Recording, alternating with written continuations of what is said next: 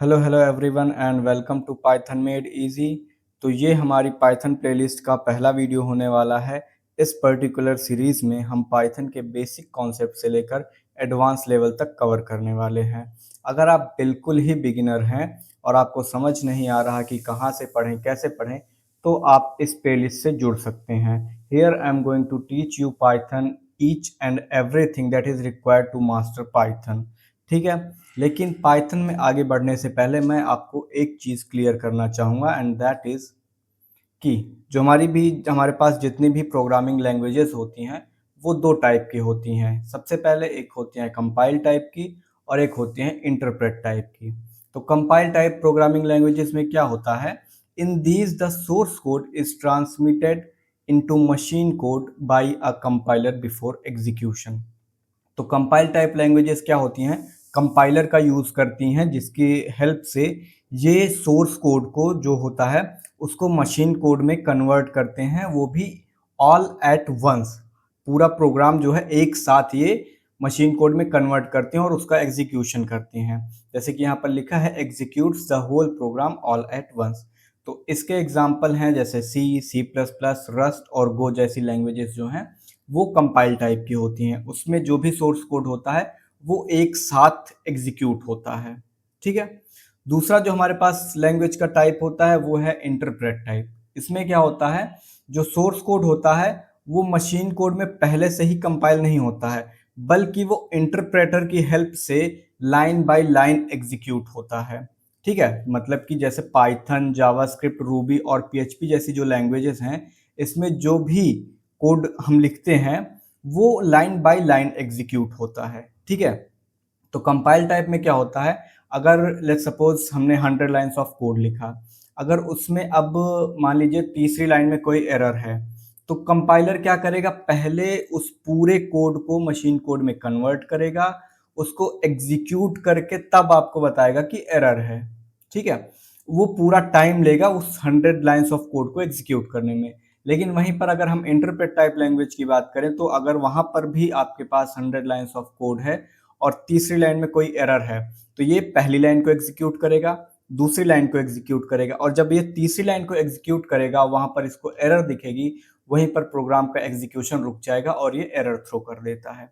ठीक है, तो ये थी टाइप्स की प्रोग्रामिंग लैंग्वेजेस। दो टाइप के होते हैं, कंपाइल और इंटरप्रेट, वो हमने देखा। अब हम आगे बढ़ते हैं और समझते हैं कि पाइथन क्या है और हमें पाइथन सीखनी क्यों चाहिए। ठीक है, तो Python is the most popular programming language. ठीक है, पाइथन क्या है, बहुत ही ज़्यादा पॉपुलर प्रोग्रामिंग लैंग्वेज है जिसके सिंटैक्स काफ़ी ज़्यादा सिंपल हैं और इसको सीखना भी काफ़ी ज़्यादा आसान है। ठीक है, और इसी वजह से ये काफ़ी सारी फील्ड्स में यूज़ होता है, जैसे कि वेब डेवलपमेंट में हो गया, डेटा साइंस में हो गया, आर्टिफिशियल इंटेलिजेंस में हो गया, ऑटोमेशन में, और इवन गेम डेवलपमेंट में भी इसका यूज़ होता है। अब इसके सिंटैक्सेस सिंपल कैसे होते हैं वो आप यहाँ पर ही समझ सकते हैं कि अगर आपको हेलो वर्ल्ड प्रिंट करना है तो उसके लिए आपको सिर्फ एक लाइन का कोड लिखना पड़ेगा।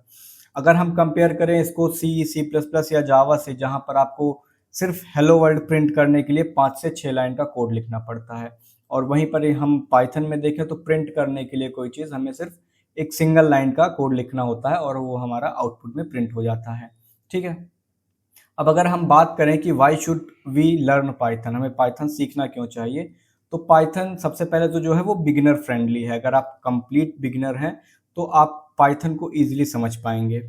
ठीक है, yet powerful enough to build big projects. अब ये ईजी है, सिंपल है, बिगिनर फ्रेंडली है, इसका मतलब ये नहीं कि ये मतलब छोटे प्रोजेक्ट्स इससे बनते हैं। पाइथन का यूज़ बहुत बड़े बड़े प्रोजेक्ट्स बनाने में होता है और ये आपके लिए बहुत सारी कैरियर अपॉर्चुनिटीज़ ओपन करता है, जैसे कि सॉफ्टवेयर डेवलपर हो गया, डेटा एनालिस्ट हो गया, डेटा साइंटिस्ट हो गया, AI engineer, machine learning engineer, back end developer, और आप अपनी फ्रीलांसिंग की जर्नी भी स्टार्ट कर सकते हैं। ठीक है, बड़ी बड़ी कंपनीज लाइक गूगल, नेटफ्लिक्स और स्पॉटिफाई काफ़ी हैविली रिलाई करती हैं पाइथन के ऊपर अपने कोड्स को लिखने के लिए। ठीक है, आगे बढ़ते हैं। सो पाइथन में सबसे पहली चीज़ जो हम देखते हैं वो है कमेंट्स। ठीक है, कमेंट्स क्या होते हैं, अब मान लीजिए कि हमने कोई एक कोड लिखा। ठीक है, अब वो उसकी वर्किंग कैसी है, वो किस बारे में हमने वो कोड लिखा है, उसको समझाने के लिए अगर हम उसमें कुछ टेक्स्ट मैसेजेस ऐड करना चाहें कि हम किसी को समझा रहे हैं कि हमारे प्रोग्राम का फ्लो कैसे होने वाला है या हमने वो प्रोग्राम किस बारे में लिखा है, तो हम वहाँ पर कमेंट का यूज़ कर सकते हैं। ठीक है, जैसे यहाँ पर हम देखें तो if we want some lines of code और some text to be a part of program but not to be executed after execution of the program we use comments for doing this. ठीक है, तो मान लीजिए हम कोई code या कुछ टेक्स्ट प्रोग्राम में लिखते हैं, हम चाहते हैं कि वो प्रोग्राम के अंदर हमें दिखे, लेकिन जब हम प्रोग्राम को एग्जीक्यूट कराएं तब एग्जीक्यूशन का वो पार्ट ना हो, तो उसके लिए हम कमेंट्स का यूज करते हैं। कमेंट्स दो टाइप के होते हैं, सिंगल लाइन कमेंट और मल्टी लाइन कमेंट। कैसे होते हैं, कैसे इनकी वर्किंग होती है, आइए देखते हैं। तो इस पूरी सीरीज में अपने कोड को रन करने के लिए हम यूज करने वाले हैं गूगल कोलैब का। गूगल कोलैब को यूज करने का फायदा ये होने वाला है कि आपको पहली बात तो अपने कंप्यूटर या लैपटॉप पर कोई भी सॉफ्टवेयर अलग से डाउनलोड करने की जरूरत नहीं पड़ती है। ठीक है, दूसरा ये कि यहाँ पर आप जो भी फाइल बनाते हैं वो आपकी गूगल ड्राइव पर सेव हो जाती है, जिससे कि इन फ्यूचर अगर आप कभी भी उसको एक्सेस करना चाहें तो इजीली एक्सेस कर पाएंगे। ठीक है, तो चलिए सबसे पहले हम जाते हैं अपने क्या कहते हैं ब्राउज़र के ऊपर और सर्च करते हैं गूगल कोलैब। ठीक है, हम अपने ब्राउज़र पर आ चुके हैं और हमने यहाँ पर सर्च किया गूगल कोलैब, और जो सबसे पहली वेबसाइट हमको दिख रही है इस पर हम क्लिक करेंगे। यहाँ पर आने के बाद हमें क्लिक करना है न्यू नोटबुक पर। देखते हैं, ठीक है, अब यहाँ पर हमारे पास एक नई नोटबुक ओपन हो गई है।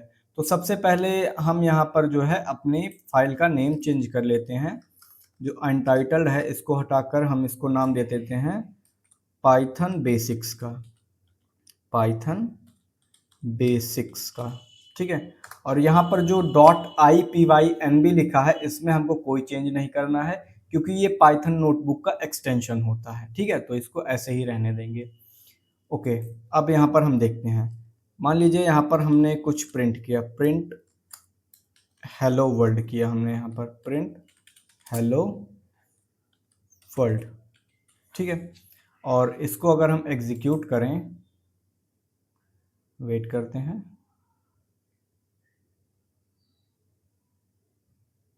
सी हेलो वर्ल्ड प्रिंट हो गया, आउटपुट में हमें हेलो वर्ल्ड मिल गया।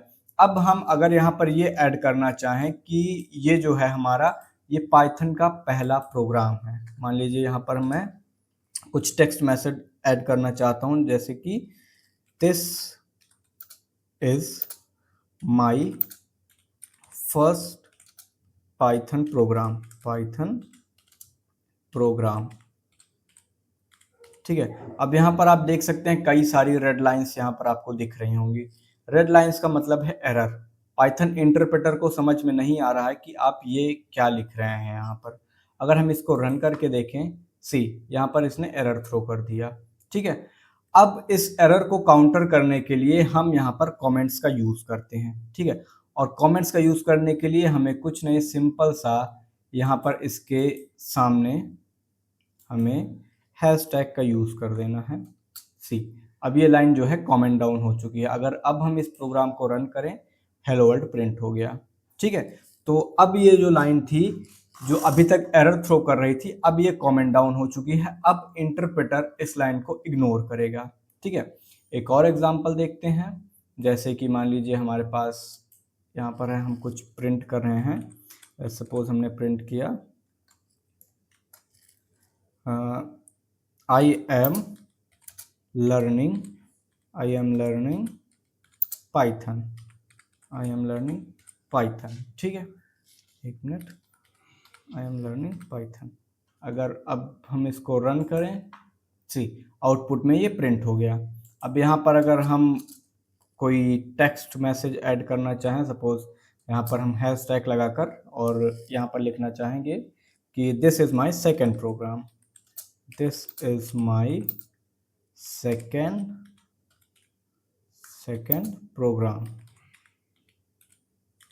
ठीक है, this is my second program।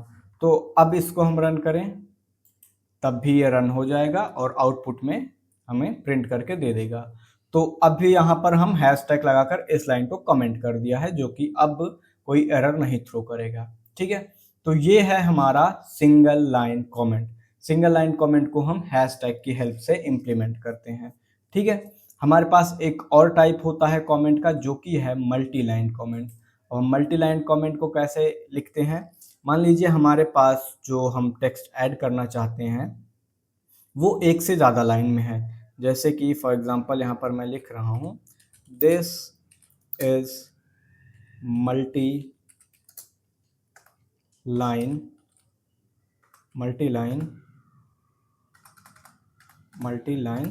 Comment, this is multi line comment. ठीक है, अब यहाँ पर देखिए ये जो हमारा कोड है वो एक से ज़्यादा लाइन में है। ठीक है, अब अगर हम इसको हैशटैग की हेल्प से करेंगे तो हैशटैग में तो एक सिंगल लाइन ही कमेंट डाउन होगी, लेकिन हमें यहाँ पर ये तीनों को कमेंट डाउन करना है। तो उसके लिए हमें क्या करना होगा, हमें सेंटेंस के स्टार्टिंग में जो है, स्टार्टिंग में हमें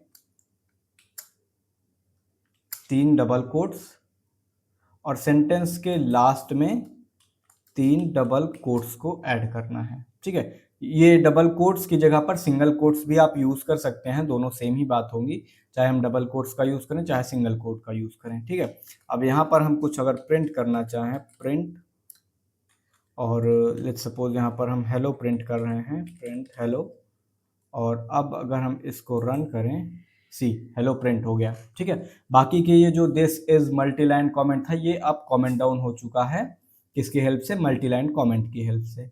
ठीक है, अब हमारे पास एक शॉर्टकट भी होता है अगर हम मल्टी लाइन कॉमेंट करना चाहें तो।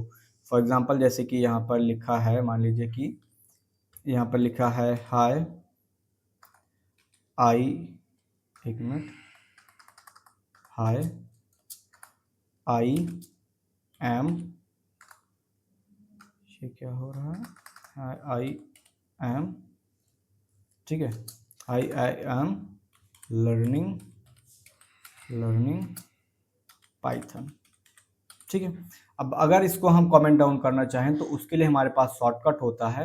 हम सबसे पहले इसको सेलेक्ट करेंगे, सेलेक्ट करने के बाद हम कंट्रोल के साथ फॉरवर्ड स्लैश का यूज़ करेंगे और ये हमारी लाइंस कमेंट डाउन हो जाएंगी। ठीक है, कौन सा शॉर्टकट हमने यूज़ किया मैं आपको यहाँ पर कमेंट डाउन करके बता दे रहा हूँ। यहाँ पर हमने यूज़ किया है कंट्रोल CTRL, उसके साथ हमने प्रेस किया है फॉरवर्ड स्लैश को। तो कंट्रोल प्लस फॉरवर्ड स्लैश अगर हम प्रेस करेंगे सिलेक्ट करने के बाद तो हम एक साथ है जो कई सारी लाइन्स हैं उसको कमेंट कर पाएंगे। और अगर हमको इसको कमेंट से हटाना है तब भी हम इसको सेलेक्ट करके control plus forward slash press करेंगे और ये अनकमेंट हो जाएगा। ठीक है, कमेंट करने के लिए भी हम कंट्रोल के साथ फॉरवर्ड स्लैश प्रेस कर सकते हैं और अनकमेंट भी ऐसे ही कर सकते हैं। ठीक है, आई होप कमेंट्स आपको क्लियर होगा। ठीक है, आगे बढ़ते हैं। आगे बढ़े तो आगे है हमारे पास वेरिएबल्स इन पाइथन। पाइथन के अंदर हम वेरिएबल्स को देखेंगे क्या होते हैं। तो variables are names that are used to locate a memory location where your data is getting stored. जैसे हम कोई डेटा स्टोर करना चाहते हैं, ठीक है, तो हमने एक वेरिएबल डिफाइन किया, जैसे यहाँ पर आप देख सकते हैं x इक्वल्स टू 10। तो हमारी मेमोरी के अंदर एक ब्लॉक बन जाएगा x नाम से, जिसके अंदर हम 10 जो वैल्यू है वो स्टोर कर रहे हैं। ठीक है, ऐसे ही जैसे हमने यहाँ पर लिखा नेम इक्वल्स टू पाइथन, तो मेमोरी के अंदर एक ब्लॉक बन गया नेम का और जिसके अंदर हम पाइथन स्टोर कर रहे हैं। ठीक है, उसी तरह जैसे हमने टेक्स्ट लिखा तो टेक्स्ट एक मेमोरी ब्लॉक बन गया जिसके अंदर हमने स्टोर कराया welcome to Python made easy. ठीक है, तो वेरिएबल्स क्या करते हैं? वेरिएबल्स एक कंटेनर की तरह काम करते हैं जिसके अंदर हम वैल्यूज को स्टोर करते हैं। ठीक है, कैसे, आइए देखते हैं। गूगल कोलैब पर चलते हैं और इसको हम आगे देखते हैं कि कैसे ये होता है। ठीक है, लेट्स सपोज हमने यहाँ पर लिखा a इक्वल्स टू 10। ठीक है, तो 10 हमारा यहाँ पर वैल्यू है और a एक वेरिएबल है जिसके अंदर हम ये वैल्यू स्टोर कर रहे हैं। ठीक है, ऐसे ही मान लीजिए b इक्वल्स टू अगर है मान लीजिए 20, तो यहाँ पर b एक दूसरा वेरिएबल है जिसके अंदर हम वैल्यू स्टोर कर रहे हैं जो कि है 20। ठीक है, इतना समझ में आया होगा। तो ये है वेरिएबल्स। वेरिएबल्स के अंदर हम क्या करते हैं? वैल्यूज को स्टोर करते हैं। ठीक है, अब वेरिएबल्स का नेम जो है वो डिक्लेयर करने के लिए हमारे पास कुछ तरीके होते हैं, कुछ क्या कहते हैं कन्वेंशंस होते हैं, रूल्स होते हैं, उसे हमें फॉलो करना पड़ता है। ठीक है, कौन कौन से रूल्स होते हैं? तो सबसे पहला रूल यहाँ पर ये कहता है कि वेरिएबल का जो नेम है must start with a letter और अंडरस्कोर। ठीक है, तो जो हमारा वेरिएबल का नेम है वो किसी लेटर से या फिर अंडरस्कोर से ही स्टार्ट होना चाहिए। ठीक है, दूसरा रूल यहाँ पर कह रहा है कि can not start with a number. हम वेरिएबल नेम को किसी नंबर से स्टार्ट नहीं कर सकते हैं। तीसरा पॉइंट यहाँ पर कह रहा है कि variable names are case sensitive. Variable names जो है वो केस सेंसिटिव होते हैं। इसका मतलब क्या होता है ये अभी मैं आपको आगे बताने वाला हूँ। ठीक है, Python keywords can not be used as variable names. Python keywords का यूज हम वेरिएबल नेम की तरह नहीं कर सकते हैं। ठीक है, फिर एक कन्वेंशन ये होता है कि give meaningful name to the variable. अपने वेरिएबल को जो है मीनिंगफुल नेम ही दें। ठीक है, 6 पॉइंट इसमें है कि no other special characters then underscore. Underscore के अलावा कोई दूसरा स्पेशल कैरेक्टर हम यूज नहीं कर सकते हैं वेरिएबल नेम डिफाइन करने के लिए। ठीक है, वन बाय वन हम इसको समझते हैं। आइए देखते हैं इसको। ठीक है, तो सबसे पहला जो वेरिएबल नेम डिफाइन करने का रूल है उसमें ये है कि जो वेरिएबल का नेम है वो किसी लेटर या अंडरस्कोर से ही स्टार्ट होना चाहिए। फॉर एग्जांपल मान लीजिए हम नेम नाम का कोई वेरिएबल बना रहे हैं। ठीक है, और उसके अंदर मान लीजिए मैं यहाँ पर अपना ही नाम स्टोर कर रहा हूँ, अर्पित। ठीक है, अब अगर इसको हम रन करें, ठीक है, रन हो गया, कोई एरर थ्रो नहीं किया इसने। ठीक है, अगर हम यहाँ पर प्रिंट करें अर्पित मतलब नेम को, तो देखते हैं क्या आउटपुट आता है। सी अर्पित गेट्स प्रिंटेड। ठीक है, तो यहाँ पर नाम प्रिंट हो गया है। ठीक, तो हमने क्या किया, यहाँ पर जो वेरिएबल है उसको स्टार्ट किया हमने किसी लेटर से। ठीक है, अब लेटर की जगह यहाँ पर हम इसको अंडरस्कोर से भी स्टार्ट कर सकते हैं। देखते हैं ये कोई एरर थ्रो करेगा या नहीं। ठीक है, अंडरस्कोर से हम अगर स्टार्ट करें इसको अंडरस्कोर नेम, अब अगर इसको हम रन करें सी, फिर से इसने आउटपुट दे दिया। ठीक है, तो इसका मतलब हम जो वेरिएबल है उसको क्या कहते हैं, या तो लेटर से स्टार्ट कर सकते हैं या तो अंडरस्कोर से स्टार्ट कर सकते हैं। ठीक है, दूसरा जो इसमें रूल था वो ये था कि हम किसी भी वेरिएबल नेम को नंबर से स्टार्ट नहीं कर सकते हैं। फॉर एग्जांपल फर्स्ट और यहाँ पर हमने लिखा टेक्स्ट। ठीक है, इक्वल्स टू, और यहाँ पर हमने लिखा मान लीजिए पाइथन ही लिखा।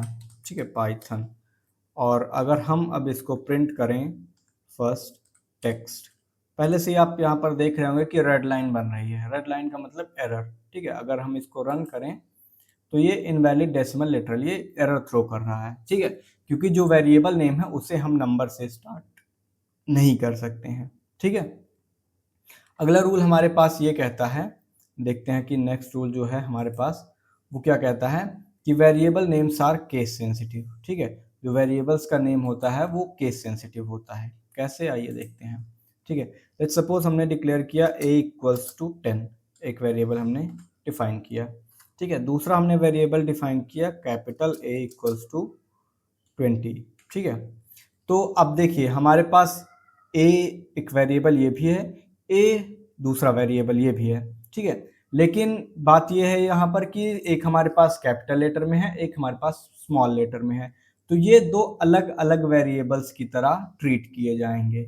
ठीक है, क्योंकि हमारे जो वेरिएबल नेम्स होते हैं वो केस सेंसिटिव होते हैं। वो अपर केस और लोअर केस के लिए सेंसिटिव होते हैं कि अपर केस है तो वो अपर केस एक अलग वेरिएबल माना जाएगा, अगर हमने लोअर केस में डिफाइन किया है तो वो एक अलग वेरिएबल माना जाएगा। ठीक है, अगर अब यहाँ पर हम स्मॉल a अगर प्रिंट करें तो लेट्स सी क्या आउटपुट आता है। सी 10 आया।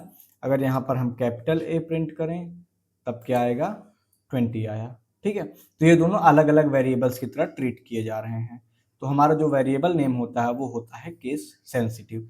ठीक है, अगला रूल देखते हैं क्या है। अगला रूल है कि Python keywords can not be used as variable name. जो पाइथन के कीवर्ड्स होते हैं उसको हम वेरिएबल नेम की तरह यूज नहीं कर सकते हैं। ठीक है, कैसे, आइए देखते हैं।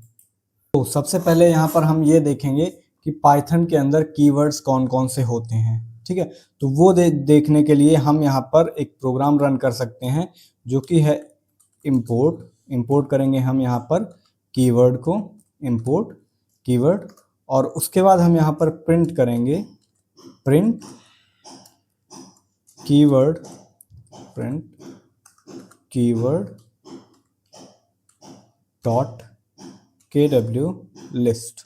ठीक है, और अब इसको अगर हम रन करें तो देखिए यहाँ पर जो हमें ये दिख रहा है ये सारे हैं पाइथन के कीवर्ड्स। ठीक है, जैसे कि false, none, true, and, as, assert, async, ये जितने भी हमें यहाँ पर ये वर्ड्स दिख रहे हैं ये सारे क्या हैं, कीवर्ड्स हैं। तो इनको हम पाइथन की वेरिएबल की तरह यूज़ नहीं कर सकते हैं। ठीक है, वेरिएबल्स का नाम हम कीवर्ड्स के नाम को नहीं दे सकते हैं। कैसे, आइए देखते हैं।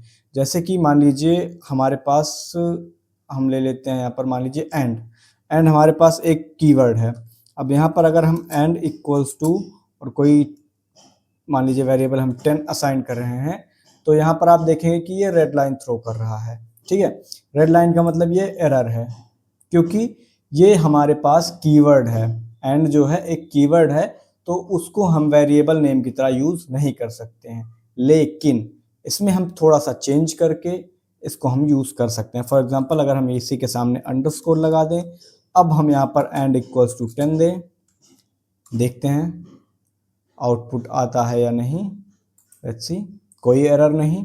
और अगर अब हम इसको प्रिंट कराएं अंडरस्कोर एंड, ठीक है, अगर अब हम इसको प्रिंट कराएं तो देखते हैं आउटपुट में 10 आ गया। ठीक है, तो वेरिएबल्स जो कीवर्ड्स हैं उसको हम वेरिएबल नेम की तरह एज इट इज़ यूज़ नहीं कर सकते हैं, लेकिन उसके नेम में चेंज करके, जैसे उसके आगे अंडरस्कोर लगा दिया, ऐसे करके हम उसको यूज़ कर सकते हैं। ओके, सो अब हम अगला रूल यहाँ पर देखते हैं। अगला रूल क्या है? अगला रूल ये कहता है कि give meaningful name to the variable. Variables को जो है वो मीनिंगफुल नेम दें। ठीक है, कैसे करते हैं इसको देखते हैं। मान लीजिए कि हम किसी का नेम स्टोर करना चाहते हैं। ठीक है, तो नेम स्टोर करने के लिए हम वहाँ पर मीनिंगफुल वेरिएबल ही डिक्लेयर करें। जैसे कि यहाँ पर नेम हमने डिक्लेयर किया और इसके अंदर हम किसी का नेम स्टोर कर रहे हैं। ठीक है, अब इसको अगर हम प्रिंट करें तो देखते हैं आउटपुट में क्या आता है। आउटपुट में आपकी वैल्यू प्रिंट हो जाएगी।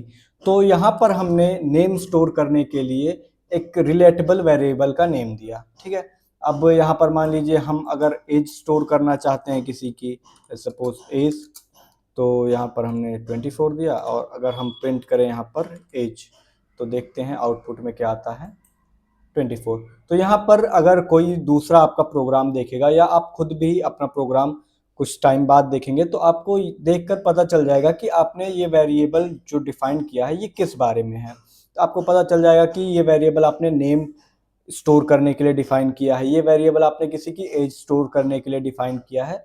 तो मीनिंगफुल नेम देने से जो प्रोग्राम है हमारा वो काफ़ी रीडेबल बन जाता है। ठीक है, इसीलिए जो है हमें मीनिंगफुल नेम ही देना चाहिए अपने प्रोग्राम को।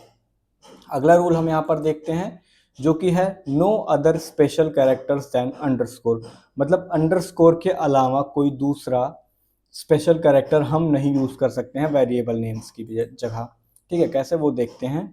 लेट्स सपोज यहाँ पर हम एक वेरिएबल डिफाइन कर रहे हैं टेक्स्ट नाम से। ओके, और इसके साथ हम एक स्पेशल कैरेक्टर % ऐड कर रहे हैं, और अब इसमें हम कोई वैल्यू स्टोर करेंगे। लेट्स सपोज 10 स्टोर किया हमने, और अगर अब हम इसको प्रिंट कराएं टेक्स्ट %, लेट्स सी क्या आउटपुट आता है।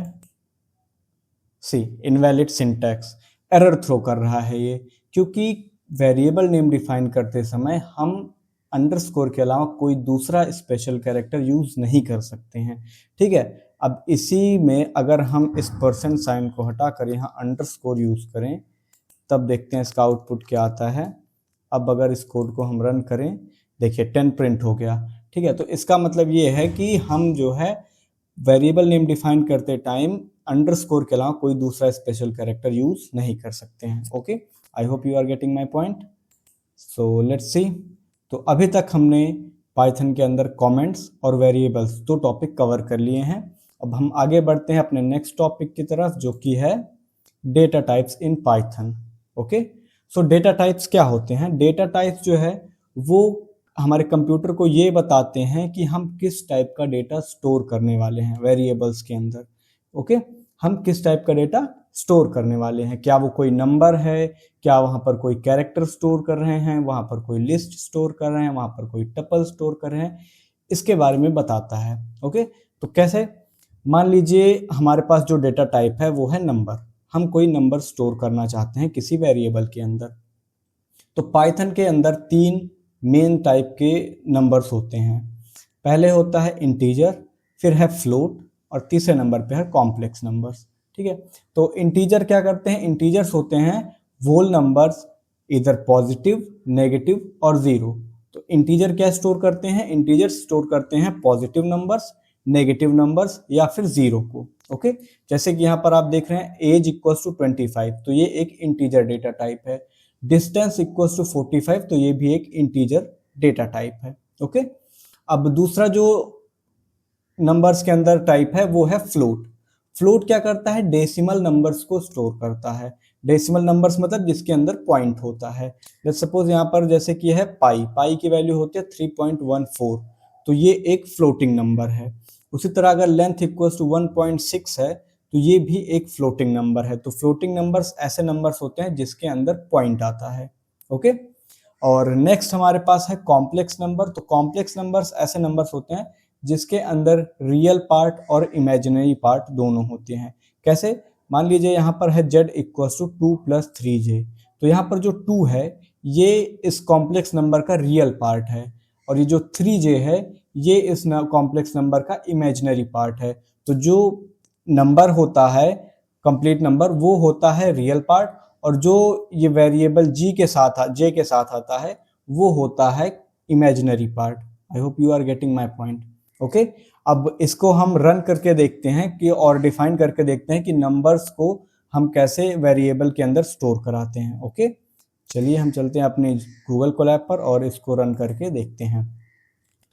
मान लीजिए हमारे पास एक वेरिएबल है a जिसके अंदर हम कोई डेटा स्टोर कर रहे हैं 15। ओके, तो यहाँ पर हमारा ये कौन सा टाइप का डेटा है, ये है हमारा इंट टाइप का डेटा। ओके, अगर हम यहाँ पर a को प्रिंट कराएं, लेट्स सी क्या आउटपुट आता है, 15 आ गया। ठीक है, अब अगर हम ये जानना चाहें कि ये जो a हमने स्टोर किया है 15 ये किस टाइप का डेटा है, वो हम कैसे कर सकते हैं। तो उसके लिए हम टाइप फंक्शन का यूज करेंगे, टाइप फंक्शन का। ठीक है, टाइप के अंदर हम लिखेंगे a, और लेट्स सी इसको रन करने के बाद क्या आउटपुट आता है, सी इंट।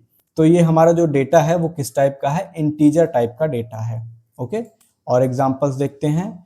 मान लीजिए हमने यहाँ पर स्टोर किया b इक्वल्स टू कोई नेगेटिव नंबर स्टोर करके देखते हैं। मान लीजिए हमने यहाँ पर स्टोर किया -20। ओके, अब यहाँ पर अगर हम b को प्रिंट करें, लेट्स सी क्या आता है आउटपुट, -20। अगर हम b का टाइप चेक करना चाहें तो यहाँ पर हम लिखेंगे टाइप ऑफ b, और इसको रन करते हैं, लेट्स सी इंट। तो ये भी इंटीजर डेटा टाइप है। ओके, अब मान लीजिए हमारे पास कोई तीसरा वेरिएबल है c इक्वल्स टू 0, और अगर हम c को यहाँ पर प्रिंट करें, देखते हैं क्या आउटपुट आता है, 0। अगर हम चेक करें type of c, let's see क्या देता है ये, इंट।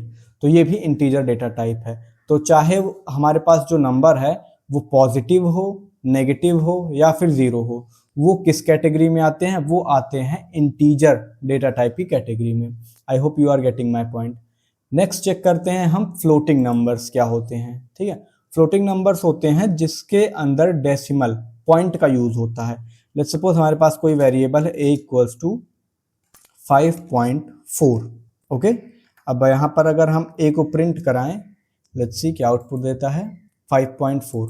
तो ये क्या है हमारा, ये है फ्लोट टाइप का डेटा है। ठीक है, अगर यहाँ पर हम इसका टाइप प्रिंट कराना चाहें, टाइप ऑफ a, देखते हैं किस टाइप का डेटा है ये है हमारा फ्लोट टाइप का डेटा। ओके, तो जहां पर डेसिमल यूज होता है वो हमारा नंबर जो है वो किस कैटेगरी में आता है, वो होता है फ्लोट डेटा टाइप। ओके, और चेक करते हैं एक एग्जांपल के साथ। मान लीजिए हमारे पास यहाँ पर है कोई दूसरा वेरिएबल b इक्वल्स टू, और यहाँ पर हमने स्टोर किया मान लीजिए 9.0। अब यहाँ पर अगर हम b को प्रिंट कराएं, देखते हैं क्या आउटपुट आता है, 9.0 प्रिंट हो गया। अब इसका अगर हम टाइप चेक करें, टाइप ऑफ b चेक करें, लेट्स सी क्या आउटपुट आता है, फ्लोट। तो ये भी किस टाइप का डेटा है? फ्लोट टाइप का डेटा है। I hope you are getting my point. अब यहाँ पर अगर हम चेक करें कॉम्प्लेक्स डेटा टाइप्स क्या होते हैं, तो कॉम्प्लेक्स को मान लीजिए अगर हमारे पास एक वेरिएबल a इक्वल्स टू और हमने यहाँ पर स्टोर किया 2+3j, ओके। और अब यहाँ पर अगर हम a को प्रिंट करें, लेट्स सी क्या आता है इसका आउटपुट, 2+3j।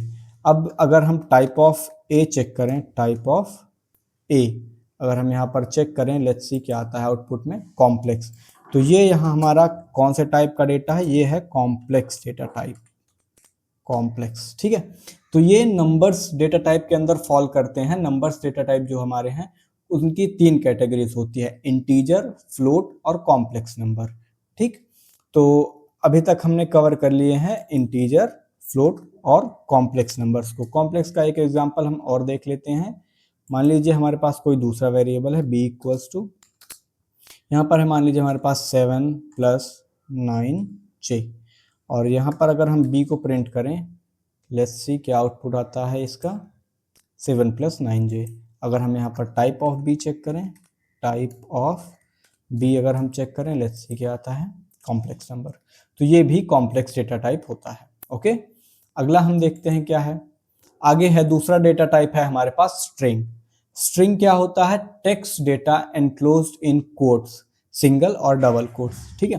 तो सीक्वेंस ऑफ कैरेक्टर्स जो कि सिंगल कोट या डबल कोट के अंदर स्टोर्ड होते हैं उन्हें हम स्ट्रिंग कहते हैं। जैसे यहाँ पर आप देखेंगे तो नेम एक वेरिएबल है जिसके अंदर हमने डबल कोट्स के अंदर अर्पित स्टोर किया है, तो यहाँ पर अर्पित क्या है? एक स्ट्रिंग है, ओके। इसी तरह हमने मैसेज एक वेरिएबल डिफाइन किया, उसके अंदर हमने सिंगल कोट्स में हेलो वर्ल्ड प्रिंट लिखा, तो यहाँ पर हेलो वर्ल्ड क्या है? ये हमारी एक स्ट्रिंग है, ओके। कैसे इसको हम प्रिंट करते हैं आइए देखते हैं। मान लीजिए हमारे पास एक यहाँ पर वेरिएबल है किसी का, मान लीजिए name, name equals to let's suppose Arpit, और अगर हम यहाँ पर अब नेम प्रिंट कराएं तो देखते हैं क्या आउटपुट आता है, अर्पित गेट्स प्रिंटेड। अगर हम यहाँ पर टाइप ऑफ नेम चेक करें कि जो हमारा नेम है वो किस डेटा टाइप का है, तो देखते हैं क्या आउटपुट आता है, सी स्ट्रिंग गेट्स प्रिंटेड। तो ये हमारा किस टाइप का डेटा है? ये है हमारा string data type, string, okay. ये हमारा स्ट्रिंग डेटा टाइप है। और इसके एग्जांपल्स देखते हैं। मान लीजिए यहाँ पर हमने लिखा course, course equals to let's suppose यहाँ पर हमने प्रिंट किया डेटा साइंस, डेटा साइंस। और अब अगर हम कोर्स प्रिंट करें, कोर्स अगर हम प्रिंट करें यहाँ पर देखते हैं क्या आउटपुट आता है, सी डेटा साइंस गेट्स प्रिंटेड। और अगर हम टाइप ऑफ कोर्स चेक करें, टाइप ऑफ कोर्स चेक करें, देखते हैं इसका आउटपुट क्या आता है, स्ट्रिंग, ठीक है। तो ये भी हमारा स्ट्रिंग डेटा टाइप है। तो स्ट्रिंग डेटा टाइप क्या होते हैं? Sequence of characters enclosed inside single quote या डबल कोट। हम सिंगल कोट का भी यूज कर सकते हैं, डबल कोट का भी यूज कर सकते हैं। एक एग्जांपल मैं आपको सिंगल कोट के साथ लेकर दिखा दे रहा हूं। मान लीजिए यहाँ पर हम लैंग्वेज की बात करें, लैंग्वेज, लैंग्वेज इक्वल्स टू, तो हम कौन सी लैंग्वेज यहाँ पर सीख रहे हैं? पाइथन। तो इसको हम स्टोर कर लेते हैं सिंगल कोट्स के अंदर, पाइथन। और अब अगर हम लैंग्वेज को प्रिंट करें, लैंग्वेज को प्रिंट करें तो देखते हैं क्या आउटपुट आता है, सी पाइथन गेट्स प्रिंटेड। यहाँ पर हमने सिंगल कोट में लिखा था तब भी ये प्रिंट हो गया। अगर हम टाइप ऑफ लैंग्वेज अगर चेक करें, टाइप ऑफ लैंग्वेज अगर हम चेक करें तो देखते हैं क्या है, सी स्ट्रिंग। तो ये भी हमारा किस टाइप का डेटा है? स्ट्रिंग डेटा टाइप है। तो चाहे वो सिंगल कोट्स के अंदर लिखा हो, चाहे वो डबल कोट्स के अंदर लिखा हो, वो हमारा क्या होता है? स्ट्रिंग डेटा टाइप होता है। I hope you get my point. आगे बढ़ते हैं हम और देखते हैं नेक्स्ट इसमें क्या है। नेक्स्ट इसमें है बूलियन। बूलियन क्या होते हैं? रिप्रेजेंट करते हैं ट्रू या फॉल्स वैल्यूज को, ओके। जैसे कि अगर हम पूछें is student equals to true, past exam equals to false, तो बूलियन जो है हमारा क्या करता है? वो बाइनरीज नंबर में काम करता है। ये हमें ट्रू या फॉल्स दो ही वैल्यूज रिटर्न करता है। कैसे? आइए चेक करते हैं। मान लीजिए हमारे पास एक वैल्यू है, let's suppose a equals to true, ठीक है, a इक्वल्स टू ट्रू। अब यहाँ पर अगर हम टाइप ऑफ ए चेक करें, टाइप ऑफ ए अगर हम यहाँ पर चेक करें, लेट्स सी क्या मिलता है, बूल। ये क्या है, बूलियन डेटा टाइप है। उसी तरह अगर मान लीजिए हमारे पास दूसरा कोई वेरिएबल है b equals to false, b equals to false, तो अगर हम इसको चेक करें type of b, type of b अगर हम यहाँ पर चेक करें तब क्या आता है, इसका आउटपुट देखते हैं, बूल। तो ट्रू और फॉल्स ये दो वैल्यूज जो हैं वो किस कैटेगरी में फॉल करती हैं, वो होते हैं बूलियन डेटा टाइप्स की। ठीक है, इसमें और तीसरा कोई भी वैल्यू नहीं होती है, सिर्फ ट्रू और फॉल्स यही दो होते हैं जो बूलियन डेटा टाइप की कैटेगरी में आते हैं। अगला हम देखते हैं लिस्ट। ठीक है, अब यहाँ पर हो सकता है आपके लिए थोड़ा कंफ्यूजन हो, लिस्ट, टपल, सेट और आगे और भी हैं डिक्शनरीज। तो अभी ये आप बस यहाँ पर समझ लीजिए, एक ओवरव्यू ले लीजिए कि ये होते क्या हैं। बाकी ये हम इनके बारे में डिटेल में पढ़ेंगे जब हम डेटा स्ट्रक्चर्स पढ़ेंगे, तब वहाँ पर हम लिस्ट, टपल, सेट, डिक्शनरीज इनके बारे में डिटेल में बात करेंगे। अभी हम यहाँ पर सिर्फ एक बेसिक ओवरव्यू ले लेते हैं कि लिस्ट क्या होता है। तो list is a collection of items ordered and changeable, mutable. ठीक है, तो लिस्ट क्या होता है, हमारे पास कलेक्शन ऑफ आइटम्स होता है, आइटम्स का एक कलेक्शन होता है जो कि ऑर्डर्ड होता है और म्यूटेबल होता है। म्यूटेबल का मतलब हम इसके अंदर के एलिमेंट्स को चेंज कर सकते हैं, जो कि हम जब डेटा स्ट्रक्चर्स पढ़ेंगे तब वहां पर हम डिटेल में देखेंगे। तो लिस्ट को हम डिफाइन करते हैं स्क्वायर ब्रैकेट के अंदर लिख के। कैसे, आइए देखते हैं।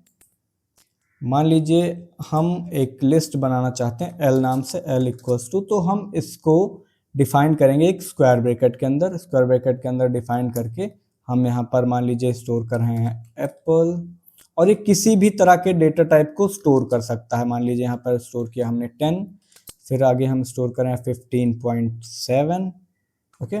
फिर यहाँ पर मान लीजिए हम स्टोर कर रहे हैं ट्रू। तो अब अगर हम इसको रन करें और एल को प्रिंट करते हैं, लेट्स सी क्या आउटपुट आता है।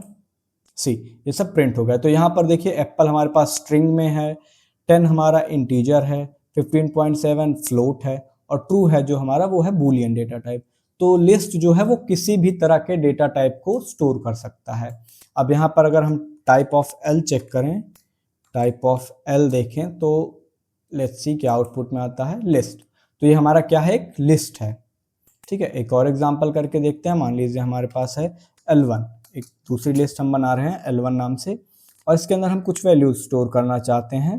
लेट्स सपोज यहाँ पर स्टोर कर रहे हैं, मैं अपना नाम स्टोर कर रहा हूँ अर्पित, उसके साथ में स्टोर कर रहा हूँ लैंग्वेज जो हम सीख रहे हैं, दैट इज पाइथन। ओके, आगे डिटेल में हम किस टॉपिक को कवर करने वाले हैं, दैट इज डेटा साइंस। ये जो हम प्लेलिस्ट कवर कर रहे हैं ये डेटा साइंस ओरिएंटेड है। आगे हम इसकी और सारी लाइब्रेरीज जो भी होती हैं डेटा साइंस सीखने के लिए, पाइथन की रिक्वायर्ड लाइब्रेरीज जो भी होती हैं, हम सारे टॉपिक्स को कवर करेंगे। ओके, तो मान लीजिए हमने यहाँ पर एक लिस्ट बनाई है। अब यहाँ पर अगर हम L1 को प्रिंट करें, लेट्स सी क्या आउटपुट आता है। See, Arpit, Python and data science gets printed. अब यहाँ पर अगर हम टाइप ऑफ L1 चेक करें, टाइप ऑफ L1 चेक करें तो देखते हैं क्या आउटपुट आता है, लिस्ट। तो ये लिस्ट डेटा टाइप है। इसके ऊपर, लिस्ट के ऊपर कई सारे ऑपरेशंस परफॉर्म होते हैं। कैसे हम इसके अंदर के एलिमेंट्स को चेंज कर सकते हैं, कैसे हम इसके अंदर के एलिमेंट्स को एक्सेस कर सकते हैं, ये सब हम डेटा स्ट्रक्चर्स की क्लास में देखेंगे। ओके, तो ये था लिस्ट डेटा टाइप। आगे बढ़ते हैं, हम दूसरा डेटा टाइप देखते हैं इसमें, टपल। टपल्स क्या होते हैं, a collection of items ordered but unchangeable written in round brackets. तो टपल्स क्या होते हैं, ये भी कलेक्शन ऑफ आइटम्स ही होते हैं, ऑर्डर्ड होते हैं, लेकिन इसके अंदर के एलिमेंट्स को हम चेंज नहीं कर सकते हैं। एक बार जो एलिमेंट्स लिख दिए वो लिख दिए, उनको हम चेंज नहीं कर सकते हैं, और इसको हम डिफाइन करते हैं राउंड ब्रैकेट्स के अंदर। कैसे, आइए देखते हैं। चलिए हम यहाँ पर डिफाइन करते हैं एक टपल T1 नाम से, T1 इक्वल्स टू, तो टपल्स को डिफाइन करने के लिए हम राउंड ब्रैकेट्स का यूज करते हैं। इसके अंदर मान लीजिए हम वैल्यू स्टोर कर रहे हैं 10, 20.5, और लेट्स सपोज यहाँ पर स्टोर कर रहे हैं एप्पल, और यहाँ पर हम स्टोर कर रहे हैं ट्रू। ओके, अब अगर हम इसको रन करें T1 को, T1, लेट्स सी क्या आउटपुट आता है। See 10 20.5 apple and true gets printed. तो इसका मतलब ये है कि टपल जो है वो भी किसी भी तरह के डेटा टाइप को स्टोर कर सकता है। ओके, अब यहाँ पर अगर हम टाइप ऑफ T1 चेक करें, टाइप ऑफ T1 अगर यहाँ पर हम चेक करें, सी क्या आता है, टपल। तो इसका मतलब टपल जो है वो भी किसी भी तरह के डेटा टाइप को एक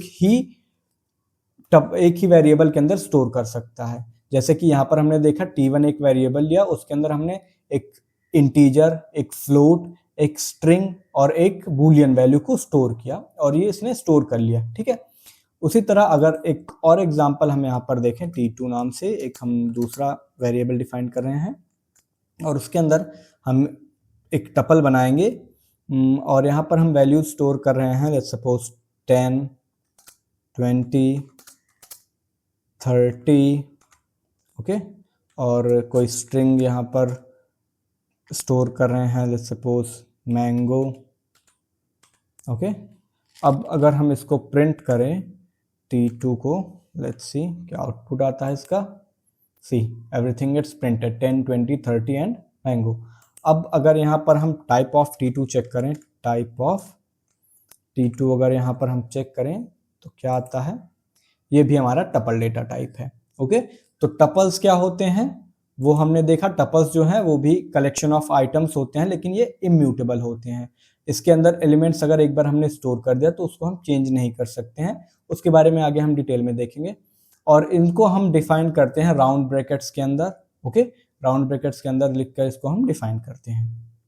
नेक्स्ट हम बढ़ते हैं, जो हमारे पास नेक्स्ट डेटा टाइप है वो है सेट। अब सेट क्या होते हैं, set is a collection of unique items और ये अनऑर्डर्ड होते हैं। ठीक है, सेट क्या होता है, कलेक्शन ऑफ यूनिक आइटम्स होते हैं, मतलब इसके अंदर हम डुप्लीकेट एलिमेंट्स को स्टोर नहीं कर सकते हैं, वो अभी हम देखने वाले हैं। और सेट को हम डिफाइन करते हैं करली ब्रैकेट्स के अंदर लिख के। आइए इसको हम डिफाइन करना सीखते हैं।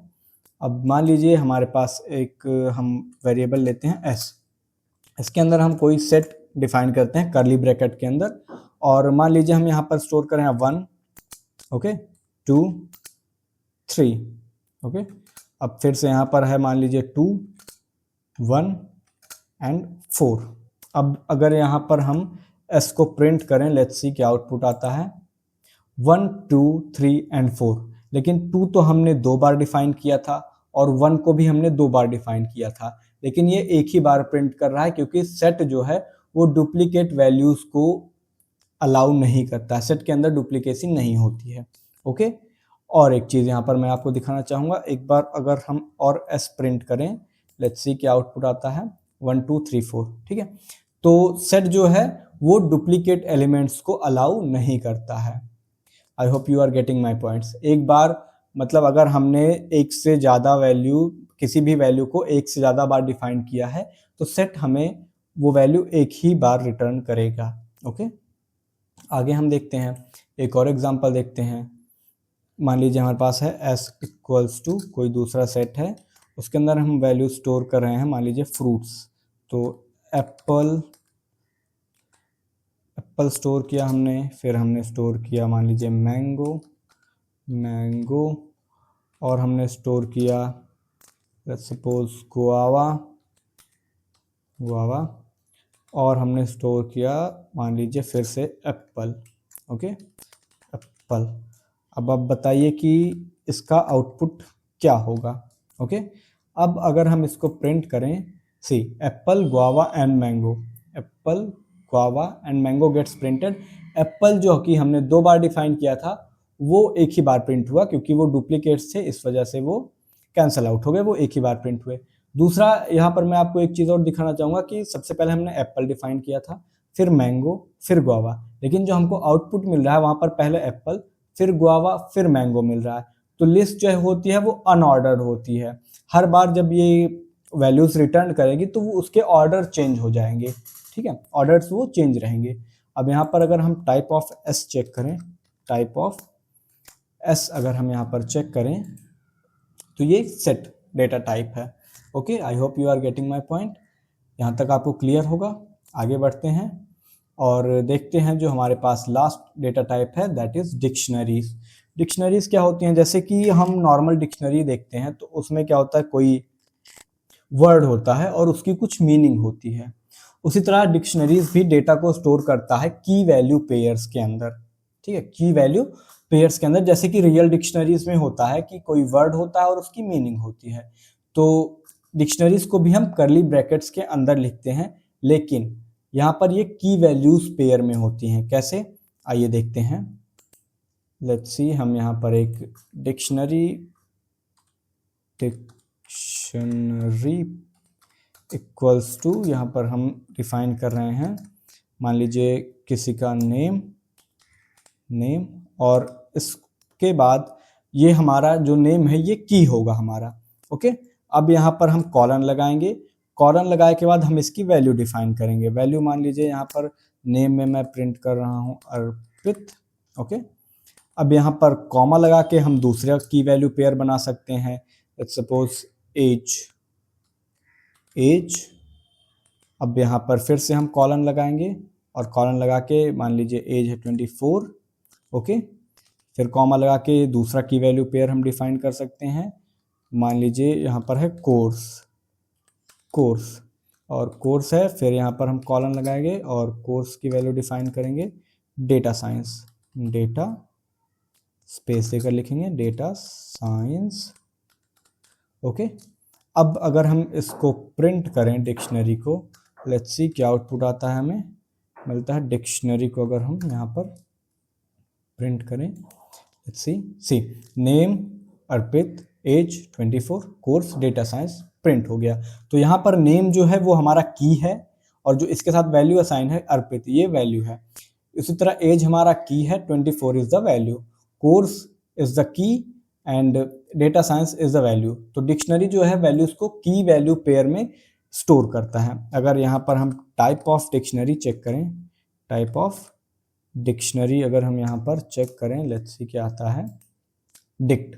तो ये डिक्शनरी का डेटा टाइप है, डिक्शनरी डेटा टाइप है। ठीक है, एक और एग्जांपल करके यहाँ पर हम देख लेते हैं डिक्शनरी का। मान लीजिए यहाँ पर हम D1 नाम से एक वेरिएबल बना रहे हैं जिसके अंदर हम स्टोर कर रहे हैं, मान लीजिए क्लास, तो हमको लिखना होगा कोट्स के अंदर। तो मान लीजिए यहाँ पर हम लिख रहे हैं क्लास, तो क्लास में मान लीजिए कि अगर आप जैसे मास्टर्स कर रहे हैं तो मास्टर। ओके, उसके बाद कॉमा लगा के कोई दूसरा की वैल्यू पेयर डिफाइन करते हैं। लेट्स सपोज यहाँ पर हम डिफाइन करते हैं लैंग्वेज। ओके, लैंग्वेज कौन सी है, यहाँ पर हम कॉलन लगा के डिफाइन करते हैं पाइथन। अब अगर हम D1 को रन करें, लेट्स सी क्या आउटपुट आता है इसका, class master language Python gets printed. Okay, तो ये की वैल्यू पेयर में प्रिंट हो गया। अगर हम टाइप ऑफ D1 चेक करें, type of D1, let's see क्या आउटपुट आता है इसका, डिक्शनरी। तो ये क्या है, डिक्शनरी डेटा टाइप। अब यहाँ पर आपकी अंडरस्टैंडिंग के लिए मैंने समरी टेबल भी लगा दी है, जैसे कि सबसे पहले आपको डेटा टाइप्स दिखेंगे, उसके बाद उसके एग्जांपल्स दिखेंगे जो कि ये रेड कलर में है, और उसके बाद आपको यूज केसेस उसके दिखेंगे। जैसे इंट है, इंट का अब एग्जांपल हम देखें तो जैसे 25, और इसका काउंटिंग या वोल नंबर्स को प्रिंट करने के लिए यूज करते हैं। इसी तरह से आप यहाँ पर सारे जो डेटा टाइप्स है उसको एक जगह पर देख सकते हैं, रिवाइज कर सकते हैं। आई होप यहाँ तक आपको क्लियर होगा। आगे बढ़ते हैं, नेक्स्ट टॉपिक है हमारा यहाँ पर type casting in Python. Type casting क्या होता है? Type casting is the conversion of one data type into the other data type is known as type conversion. तो टाइप कन्वर्जन के अंदर हम क्या करते हैं, एक डेटा टाइप को दूसरे डेटा टाइप में चेंज करते हैं, यही होता है हमारा टाइप कास्टिंग या फिर टाइप कन्वर्जन।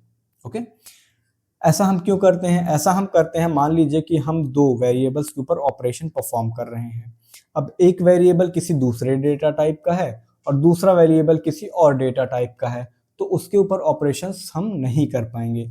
तो उनके ऊपर ऑपरेशंस परफॉर्म करने के लिए सबसे पहले हमें उनके डेटा टाइप्स को मैच करना पड़ेगा। ओके, तो वो हम कैसे करते हैं, आइए देखते हैं। जैसे कन्वर्टिंग टू इंटीजर। अब मान लीजिए किसी डेटा टाइप को हम इंटीजर में कन्वर्ट कर रहे हैं। फॉर एग्जांपल जैसे यहाँ पर x इक्वल्स टू 3.9 है। 3.9 एक फ्लोटिंग नंबर है, उसको हम इंटीजर में कन्वर्ट करना चाहते हैं। उसी तरह 10 जो है यहाँ पर आप देखेंगे कोट्स के अंदर लिखा है, डबल कोट्स के अंदर, तो ये एक स्ट्रिंग डेटा टाइप है, उसको भी हम इंटीजर के अंदर कन्वर्ट कर रहे हैं। कैसे? देखिए, removes decimals if converting from float. अगर जैसे कि यहाँ पर 3.9 है, ये फ्लोटिंग नंबर है, अब अगर इसको हम इंटीजर में कन्वर्ट करेंगे तो ये डेसिमल वाला पार्ट हटा देगा। जैसे 0.9 था तो उसको हटाकर सिर्फ 3 प्रिंट कर रहा है।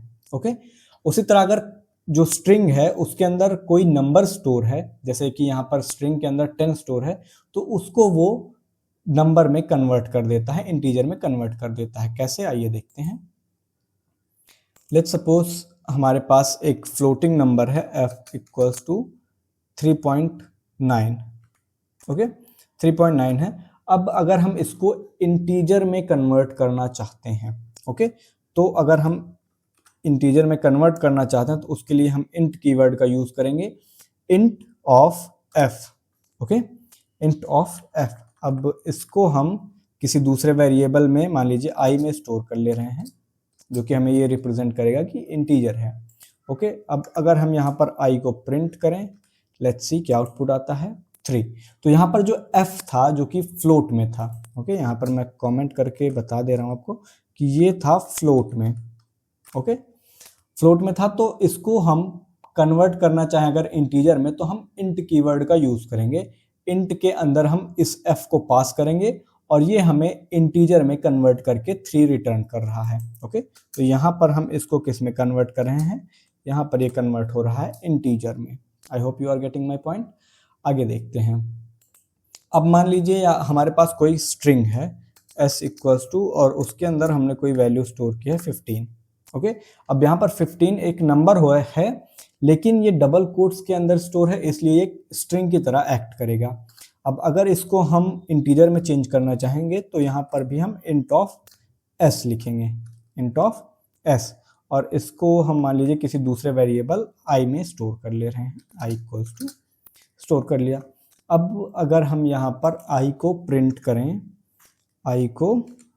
लेट्स सी क्या आउटपुट आता है, 15।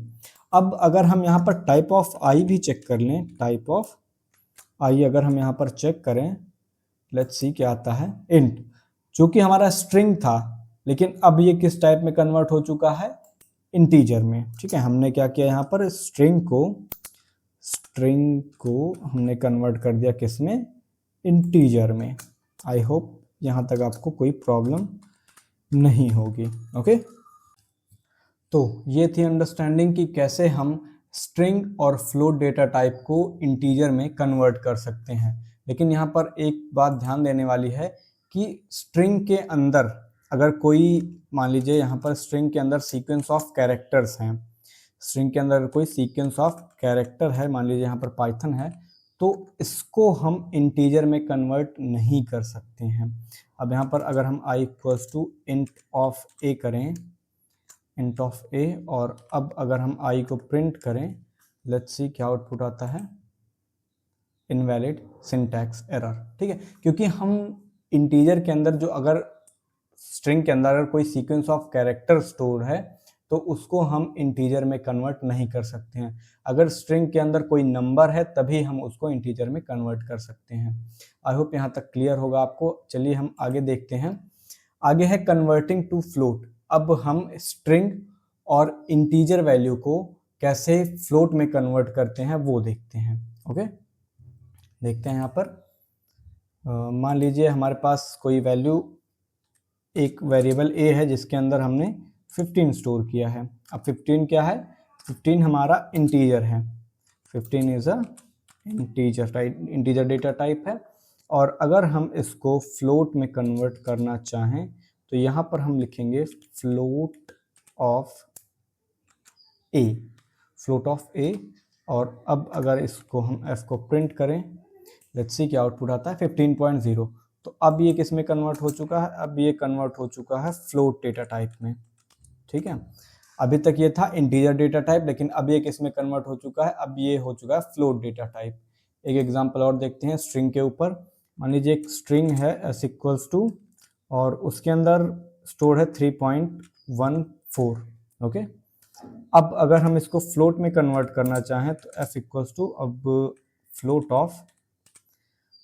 ऑफ अगर हम यहाँ पर s चेक करें, लेट्स सी क्या आउटपुट आता है।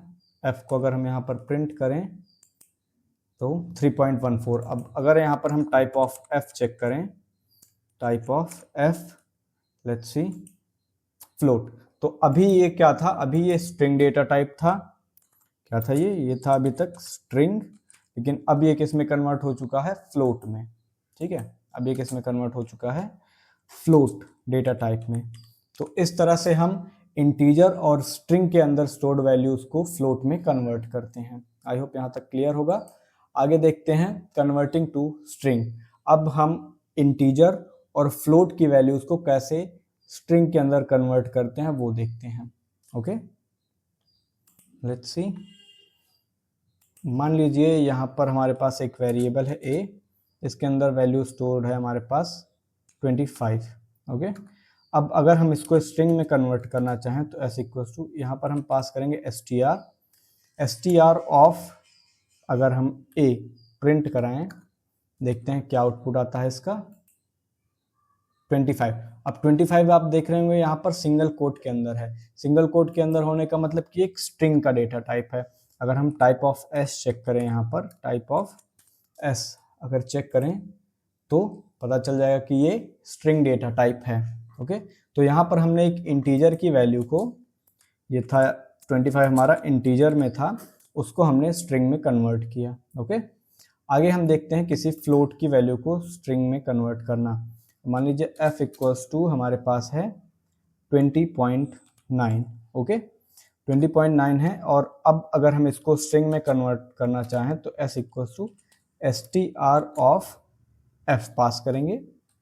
और अब अगर हम यहाँ पर s को प्रिंट कराएं, लेट्स सी क्या आउटपुट आता है, 20.9 आया, लेकिन सिंगल कोट के अंदर। सिंगल कोट के अंदर होने का मतलब कि ये स्ट्रिंग में है। अगर यहाँ पर हम टाइप ऑफ s चेक करें, type of s, let's see क्या आता है, स्ट्रिंग। तो ये हमारा किस डेटा टाइप में कन्वर्ट हो गया है, स्ट्रिंग में। ये था किस में, ये था हमारा फ्लोट में, और इस फ्लोट वैल्यू को हमने कन्वर्ट कर दिया है स्ट्रिंग के अंदर। ठीक है, आई होप यहाँ तक आपको क्लियर होगा। अब इस वीडियो का लास्ट टॉपिक हम देखते हैं, जो कि है how to take user input. अभी तक जितने भी वेरिएबल्स हम डिफाइन कर रहे थे उसमें वैल्यूज भी हम खुद ही इंसर्ट कर रहे थे, लेकिन यहाँ पर हम देखेंगे कि अगर हमें वैल्यूज जो है वो यूजर से लेनी हो तो हम कैसे कर सकते हैं। ठीक है, तो यहाँ पर लिखा है कि we use input function to get user input. तो यूजर इनपुट लेने के लिए हम क्या करते हैं, हम इनपुट फंक्शन का यूज करते हैं। जैसे कि यहाँ पर है num1 equals to input enter the first number. तो यहाँ पर जो है वो फर्स्ट नंबर जो है वो यूजर से मांगेगा कि यूजर एंटर करे पहला नंबर। इसी तरह यहाँ पर ये यूजर से दूसरे नंबर के लिए मांगेगा कि यूजर जो है वो सेकेंड नंबर इनपुट करे। ओके, कैसे कर सकते हैं इसको, आइए देखते हैं। मान लीजिए यहाँ पर अगर हम एक प्रोग्राम लिखें दो नंबर्स को सम करने के लिए। ओके, तो a इक्वल्स टू, और यहाँ पर हम लिखें इनपुट, इनपुट के अंदर हम लिख रहे हैं enter the first number, enter the first number. Okay, और उसके बाद अगर हम इसको कॉपी पेस्ट कर लेते हैं, बार बार लिखना ना पड़े, तो इसको कंट्रोल सी से हमने कॉपी कर लिया और कंट्रोल वी से पेस्ट करके इसका वेरिएबल हम चेंज करते हैं। इसको वेरिएबल देते हैं b और यहाँ पर लिखते हैं सेकेंड। Okay, second. तो अब ये जो है यूजर से मांगेगा कि यूजर इनपुट करे पहला नंबर और यूजर इनपुट करे सेकेंड नंबर। ओके, और अब अगर हम यहाँ पर a प्लस बी परफॉर्म करें, a plus B, let's see क्या आता है रिजल्ट इसका। पहला नंबर मान लीजिए हमने यहाँ पर प्रिंट किया, पहला नंबर हम यहाँ पर दे रहे हैं 15। ओके, अब इसने सेकेंड नंबर पूछा, मान लीजिए हम दे रहे हैं 23। एंटर करते हैं तो यहाँ पर आप देख रहे होंगे कि 1, 5 एंड 2, 3 ये एक सिंगल कोट के अंदर एनक्लोज हो गया है। ऐसा क्यों हो रहा है वो आप समझ लीजिए कि बाय डिफॉल्ट जो है इनपुट फंक्शन का डेटा टाइप जो है वो स्ट्रिंग होता है। The by default data type of input function is string. ठीक है, तो इसको हमें कन्वर्ट करना पड़ेगा अपने यूज केस के हिसाब से। अगर हम इंटीजर में चाहते हैं वैल्यू तो इंटीजर में कन्वर्ट करना पड़ेगा, अगर हम फ्लोट में कन्वर्ट करना चाहें तो फ्लोट में कन्वर्ट कर सकते हैं। कैसे, आइए देखते हैं। तो जैसे यहाँ पर हमने a इक्वल्स टू इनपुट लिया, b इक्वल्स टू इनपुट लिया, तो इसका जो इनपुट आएगा वो स्ट्रिंग डेटा टाइप आएगा।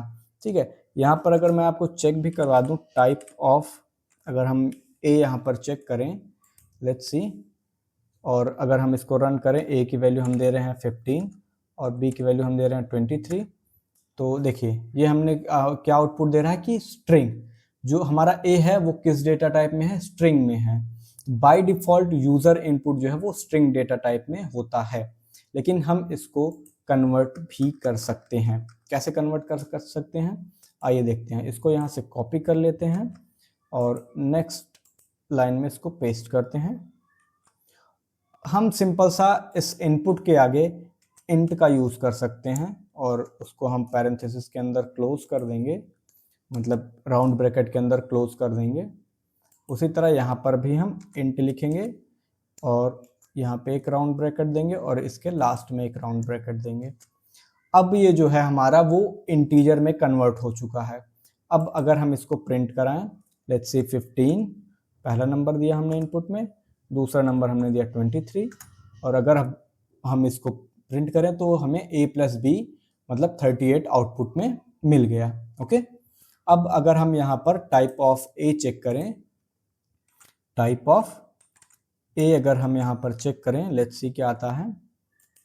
अब ये हमें यहाँ पर इंट दे रहा है। अभी तक क्या था, अभी तक ये हमें स्ट्रिंग रिटर्न कर रहा था, अभी ये क्या है, हमें इंटीजर रिटर्न कर रहा है। अब इसको अगर हम फ्लोट में कन्वर्ट करना चाहें वो भी कर सकते हैं। इसको यहाँ से हम कॉपी करते हैं और यहाँ पे ले आके इसको पेस्ट करते हैं। सिंपल सा हम इस इंट को हटा के इसकी जगह हमें फ्लोट लिख देना है, फ्लोट, और इस इंटीजर को यहाँ से हटा के यहाँ पे भी हमको फ्लोट लिख देना है। अब जो है ये यूज़र इनपुट लेगा वो फ्लोट डेटा टाइप मिलेगा। मान लीजिए यहाँ पर हम 15.9 एंटर कर रहे हैं और उसके बाद यहाँ पर हम 10.7 दे रहे हैं, लेट्स सी 26.6, तो अब ये हमें फ्लोट में रिटर्न कर रहा है। ओके, अब अगर यहाँ पर हम टाइप ऑफ ए चेक करें, टाइप ऑफ ए अगर हम यहाँ पर चेक करें तो लेट्स सी क्या आउटपुट आता है, फ्लोट। तो अब जो हमारा ए है वो किस में है, फ्लोट में। ए और बी दोनों किस में है, फ्लोट डेटा टाइप में है। तो इस तरह से हम जो है जो यूजर इनपुट लेते हैं उसका बाय डिफॉल्ट जो डेटा टाइप होता है वो होता है स्ट्रिंग, लेकिन उसको हम फ्लोट में या इंटीजर में कन्वर्ट कर सकते हैं इंट और फ्लोट का यूज करके। कैसे किया हमने वो आप यहाँ पर देख ही सकते हैं। जैसे हमको अगर इंट में कन्वर्ट करना था तो हमने यहाँ पर इंट लगा दिया इनपुट के आगे, उसी तरह हमको जब फ्लोट में कन्वर्ट करना था तो इनपुट के आगे हमने फ्लोट लगा दिया और उसको राउंड ब्रैकेट के अंदर क्लोज कर दिया। आई होप यहाँ तक आपको क्लियर होगा। तो ये था हमारा पहले वीडियो की अंडरस्टैंडिंग, जहाँ पर हमने कुछ पाइथन के बेसिक टॉपिक्स को कवर किया, जो कि हैं, जैसे हमने यूज़र इनपुट लेना सीखा, हमने डेटा टाइप्स सीखा, हमने सीखा कमेंट्स कैसे करते हैं, वेरिएबल्स क्या होते हैं और टाइप कास्टिंग कैसे करते हैं। इन सारे टॉपिक्स को आज हमने कवर किया। अगली जो आने वाली वीडियो है उसमें हम पाइथन के अंदर ऑपरेटर्स को कवर करेंगे। ओके, आई होप वीडियो आपको अच्छा लगा हो। अगर यहाँ पर आपको कोई डाउट आता है तो आप कमेंट बॉक्स में इसको पूछ सकते हैं, वहाँ पर मैं आपको क्लियर करने की कोशिश करूँगा। Okay, thank you.